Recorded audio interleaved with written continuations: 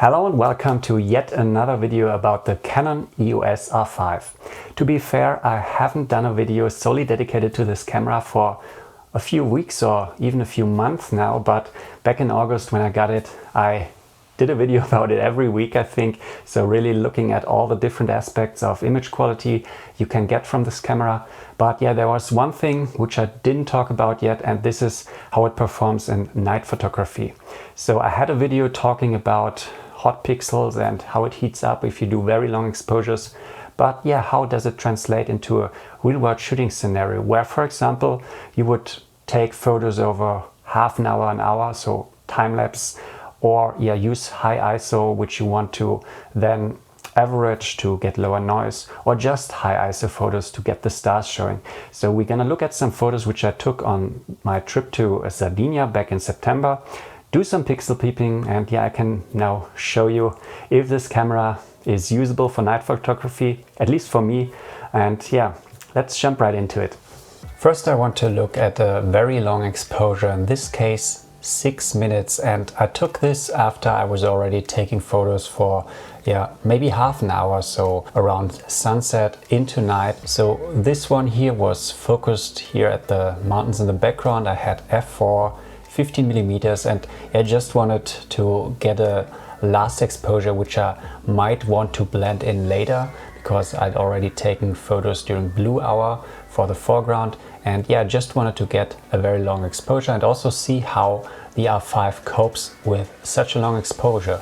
Now, from my tests which I'd done in the office back in August, I knew such a long exposure would be ruined if I don't apply long exposure noise reduction. So everything above 2 minutes, this is the boundary for me where I would activate long exposure noise reduction, and during all the time I used the R5 in the field, this is what I did. So if I was taking half a minute, 1 minute, or maybe 90-second exposures at low ISO, so ISO 100, I could do this without long exposure noise reduction and not get visible hot pixels. But anything above, I would usually use long exposure noise reduction. So I did this here. Why is this now interesting? So for me, the interesting part was if you use this camera for, in total now, a 20-minute exposure, so first the normal frame and then the dark frame, it might heat up over time, and by this the calculation that's done to remove or subtract the hot pixels might not work. This was my fear, and this was what I wanted to test here. So does the long exposure noise reduction cope if you do such a very long exposure? And I'm glad to say it works. So if we look at this file, so it was 10 minutes ISO 200, and it looks very clean. I don't see any hot pixels, those were perfectly subtracted. So yeah, if you have the time, if you want to do a single long exposure and you have the time to take the dark frame, then there's no problem using the R5 for that. Also, let me quickly show you the image where I applied some settings. So you see here, I brought up the exposure by 1, increased shadows, brought down the highlights, and it's a very clean image at ISO 200 here, 10 minutes exposure, and I have nice star trails. And I think I could even have gone longer, but this was not really the plan for that night. I just wanted to see how it works, basically kill some time until the Milky Way came out. So this was the real goal for the night. But yeah, this is how a single image from the R5 could look. And yeah, I have to say at f4, this is only sharp for the background, so the foreground is out of focus. So for this I did focus stacking beforehand. But yeah, quite a good result, and it affirms for me that this camera can cope with long exposures as long as you use long exposure noise reduction. Now the interesting part, the high ISO. So afterwards, I think an hour later, I wanted to take photos of the Milky Way, and let's quickly find the right one. So here we have a photo out of camera, the first photo in a series of 170 photos I took for a little time lapse, which I'll also show you in a minute. So here I had the setting 6400 ISO, again 15mm, f2.8 and 10 seconds. So I was using a very short time here because I wanted really pinpoint stars. I don't abide to the 500 rule because This always introduces some movement in the stars when I want to do really huge prints, meaning like 36" or more. For this you really have to make sure you use very short times here. So basically the 500 rule, what this gives me, and then divide it by 2. So yeah, here you see that's a shot at ISO 6400, nothing, no settings applied to it, and I think this looks pretty nice here. And we can also compare it now to a shot which I did with the 5DSR 1 year earlier when I was in Morocco in the Sahara. So let's do this. Now obviously those photos were taken in different parts of the world, different times, but the settings are very similar. So let's quickly find the Milky Way here and also the Milky Way here.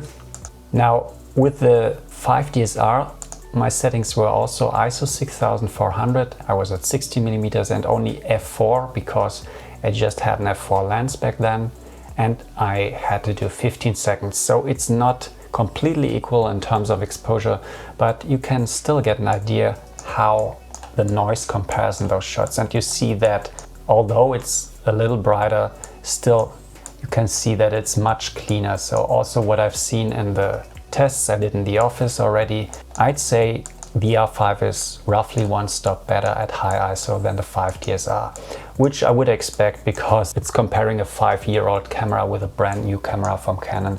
So yeah, I'd say at least 1 stop, which is also what I got from the tests in the office. And yeah, that's great. That's what I was looking for. So the combination of the R5 with the 15-35 lens is really powerful. So now let's also look at the edges, because in case you're interested in the effects that the 15-35 lens has. So that's something typical which you get from lenses when you do night photography. You have those, I don't know how it's exactly called, this effect, but those distortions in the very bright light sources or the stars are quite typical. But I have to say they are not too bad. So this here is really a bright star, and I'd even retouched this one, or I did. But otherwise you just have a little bit of distortion in the edges. Let's look at the other side. So I'd say the 15-35 lens is quite good for night photography, and it should be. It's very expensive, and if it wasn't, then I would have spent more than 2,000 euros to get nearly no improvement, because the reason I did it was to have 2.8 instead of f4, which I had the years before, and also have 1 more millimeter. So yeah, quite a good result. Now let me show you the processed version here. Just a minor Lightroom edit applied here. So bumped up the exposure a bit, brought down the highlights, shadows, and the goal with this edit was just to get good colors, get the Milky Way to show up well, and then later I did my typical noise averaging or image averaging and night photo processing, for which I have a tutorial which goes into the details. I now also show you the finished photo, so you see what you get if you combine like 20 of such photos. And here if I zoom in, you see that there's nearly no noise left in the sky, although this was shot at ISO 6400. But if you just, as I said, combine a few shots, in this case I think it was 20, you get a very clean result. And yeah, this is the master file, which I then sharpen for web or sharpen for print, depending on what I want to do. Also, let me show you the foreground, which is coming from the blue hour. So I did focus stacking here. You see there's a lot of sharpness in the foreground, a lot of detail. The whole photo looks like night, but in terms of details, it's not like a typical night shot, because with just photos taken during night, you cannot achieve such detail. But yeah, that's my typical processing for a night photo. Goal is to have it look like night, but with the quality you'd get if you shoot at blue hour or daytime. And yeah, this photo is now a photo I could print very huge. Also, finally, what I want to say is that I took 170 photos. So I had the camera run. Let's see. This is the first one I took at 9 o'clock, and the last photo I took at nearly 40 minutes later. And now let's see how those two compare, because we want to check if there's anything happening in terms of noise. So which was the first one, the last one. So it got a little darker, as you can see, but let's just compare the processed versions and see if there's anything in terms of noise which changed. So more noise on the later photo, but I can already tell you this is not the case. Also with those short exposures of 10 seconds, there wasn't a problem with hot pixels. So I even got a dark frame, which I'll show you in a second. So here you can see on the left side is the photo I took at 9 o'clock. Here the photo I took 40 minutes later. There's just a slight shift in white balance because when it got darker there was even less ambient light. But in terms of noise, there is no difference. The noise levels are very similar. Also hot pixels, as I said, no problem. Let's look at the dark frame I shot. And that's always a good idea if you do time lapses or many photos. Take a dark frame at the end, so just put the lens cap on, same settings, just one more photo, which you can then use to subtract, which is something I also show in my tutorials. And with this dark frame we see, okay, there's the typical noise, but I don't see hot pixels here. Just what you will notice is there's a slight vignette, a magenta vignette. So if I bump up the vibrance and the saturation here, you might see it in the video, there is this magenta hue which you have to the outer parts of the image, and also up here a little bluish. I had the same with the 5 DSR, and what I would typically do for such night photos is create a circular filter here. I would put it here in the middle, and then I just bring down the saturation for the outer parts and also adjust the tint a bit, because I know this happens. I'm not sure if it happens for other cameras, but for the Canon cameras it seems to be a typical pattern if you do high ISO photos at night, so that you get some magenta hue to the edges. Also, if you have this here on this dark frame and use it to subtract from the other side, this will also be diminish this effect. So always take a dark frame, is what I'm saying here. Now I want to look at one final example. For example, if you want to do star trails, or if I want to do star trails, a typical setting I would use is ISO 800, shooting at f4, f4.5, and then use 30 seconds. And I would then use the automatic time-lapse mode of the camera, so it will continuously take photos for 30 seconds, and those I'd then combine to create a star trail photo. And I tried this here, and this is the first frame I shot. And the thing which I also noticed already in the office is if I increase the ISO to ISO 800, 30 seconds, I will already get hot pixels. So it's not the same as for ISO 100, where I don't get hot pixels up to 2 minutes. At ISO 800, I already start getting hot pixels if I shoot 30 seconds. Now, it's not much, but you see here are some individual hot pixels throughout the frame, and that's one thing again which is important here. If you want to do such things like star trails with such settings, take a dark frame, which you see here at the end. But now also the interesting thing is, do the hot pixels get more if you take, like I did here? Let's see again. This photo was shot at 5:45, and then we have one taken half an hour later. So it obviously got much brighter here, but let's have a look and see if there are hot pixels. And I will focus on the dark parts, because in the bright parts it's hard to see the hot pixels. So let's check this. I'll zoom in to the area where I had the hot pixels, and you see here this hot pixel, same on the other side. We have this hot pixel here. Let's see if we also have some in those dark areas. So as you see, there are not many hot pixels even in the very dark photo here, and it looks like it didn't get more, it didn't get worse in terms of hot pixels. So yeah, it's really hard to find them. So for such exposure times, 30 seconds, the camera still copes quite well, even if you take photos for half an hour. So what I did in the office, I also tested like ISO 800, 2 minutes. That's the time where you get much more hot pixels, so I wouldn't do that. But here It's a typical use case where you can get away with just a few hot pixels, and then if you also take a dark frame like I did here, this one was taken at the end of the shoot. Now we also can really see where are the hot pixels in this frame.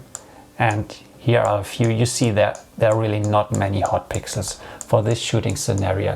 So you'll be quite fine if you do this. If you shoot 30-second exposures, ISO 800 for an extended period of time. Let's increase it here, the exposure, make it +2 to see a little better. So here you see just the typical noise. Here are a few hot pixels, but it's not too bad. So to sum it up, typical night photo shoot, either taking high ISO photos with shorter exposure times like 10 seconds, 15 seconds, you'll not have any problems with the R5, even if you take time-lapse photos. If you're going for a start drive photo where you have ISO like 800 for example and go for a little longer exposure times, so around 30 seconds or more, you'll start getting some hot pixels, but it's not so much. And again, you can always be sure that a dark frame which you take either at the end or the beginning will help you reduce those, because it seems that it doesn't get worse throughout the time. So the longer you take photos, my fear was the camera heats up even more and you get more and more hot pixels. But as we saw in this example, it seems to be really a fixed pattern here. And if it's a fixed pattern, you can remove it by just subtracting a dark frame. So for me, I'd say after those tests, after using this camera now for night photography, it's good for night photography and I can use it. There are some workarounds I have to apply if I shoot single exposures of more than 2 minutes. I really have to plan in the additional time for the long exposure noise reduction. It's a little bit of a pain and I would really have loved to have the R5 perform as good as the Nikons or Sonys, which, as the comparisons in the office showed me, are much cleaner. Then it would have been really the perfect camera for me, but yeah, I'd say it still is with a little caveat here. But I'm confident now to use this camera in all the night photo shooting scenarios. Okay, I hope you found this little overview helpful. We did a bit of pixel peeping again.